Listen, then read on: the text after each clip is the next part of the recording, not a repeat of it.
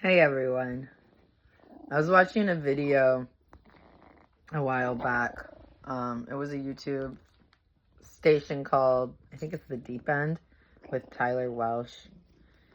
And he was talking about a part of his journey coming up where he was going to have to walk by faith, and it was going to make him look, it was going to hurt his pride, basically. It sounded like he was saying. And he said, but he's been teaching all of this stuff, and so he has to video that part of his journey too. That way he can show people, not just teach people how spiritual warfare works, but also show them in the middle of, kitties are coming, in the middle of it, how to respond, react, behave, whatever. And I was like, oh crap. Like, he ain't lying. That's what we gotta do. And I've been feeling really discouraged lately. And I've been wanting to hide. And just like wait out the storm. Because I know God is going to be faithful. And I know He's going to provide. And I know He's the way maker. And I know Him. And so I got tempted to hide. That way no one would see my weakness. Because things are getting bad. Like, I don't know how they're going to work out. And every day it gets a little worse. And it's I keep holding on hope because He's never let me down. But this morning, I caught myself in fear.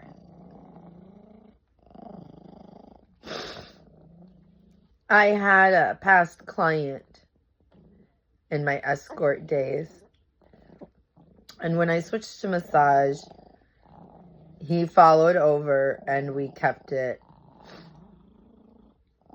We were supposed to keep it professional. He did not. And I cut off communication with him for a long time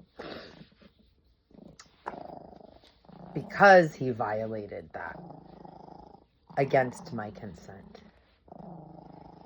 And I got in need of money, and all of a sudden he popped up again. I set some new boundaries. We tried again. He still was pushing and testing and trying to break through them. And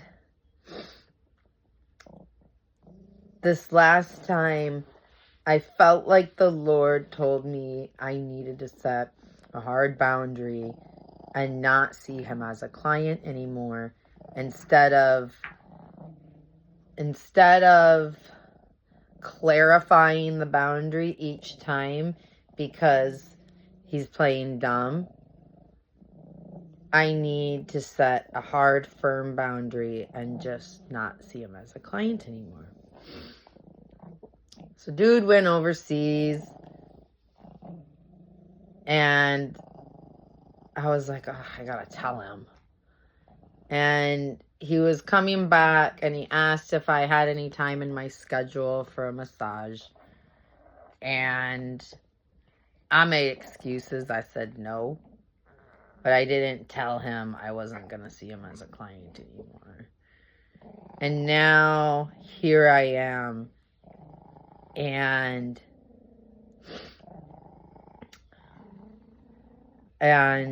it's bad. And he hits me up. And I was looking at my budget for the next 2 months. And I'm like, God, it's impossible. So I know that it has to be a you thing. Because there's no way I can do this. And no matter what, and it keeps draining and draining. And I keep waiting on God because I know He has to do it, because no matter what I try, it doesn't work. And I keep praying and I keep waiting and I keep trusting. And I feel like the woman with the oil and her son who Elijah went to, and she's like, this is our last bit. And I'm like, God, it's past my last bit. I've been in the negative, God. I'm like, what's your perfect timing? I'm like, when's it gonna be perfect? And I caught myself in fear, wondering if I should make an excuse with this client. I'm like, maybe this is your way of trying to help me, and I'm just being stubborn and not taking the help when you send it. But I know that that's just an excuse, because I know this person's character and I know what he's done to me in the past. And I know Satan uses him, and I don't want to play that game.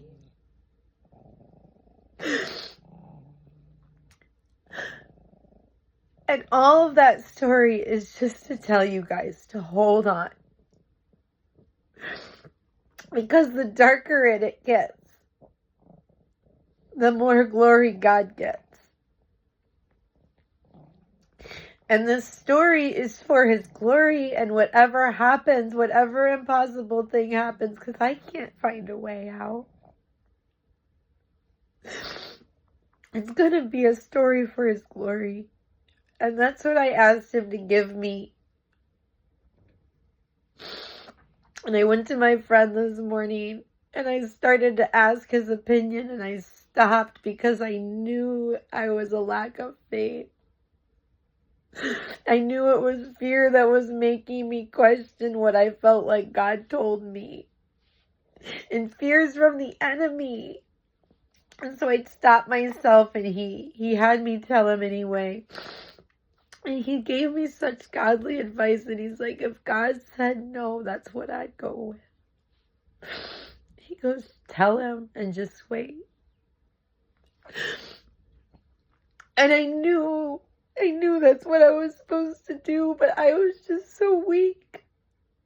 And I know in my weakness, Jesus is strong. But that doesn't make it feel any better. And I know it's not about my feelings. I know it's not about me. It's about God's will and the bigger plan. But these moments of growth are hard.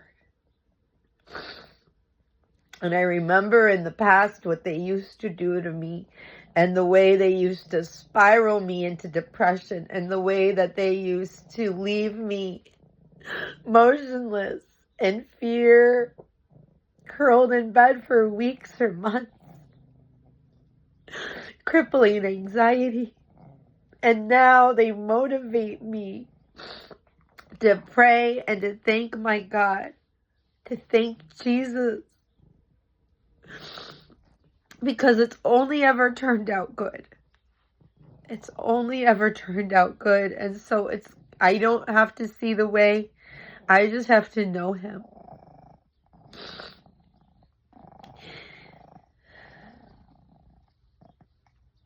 And I have to stay faithful, and I have to know Him. And I know He loves me.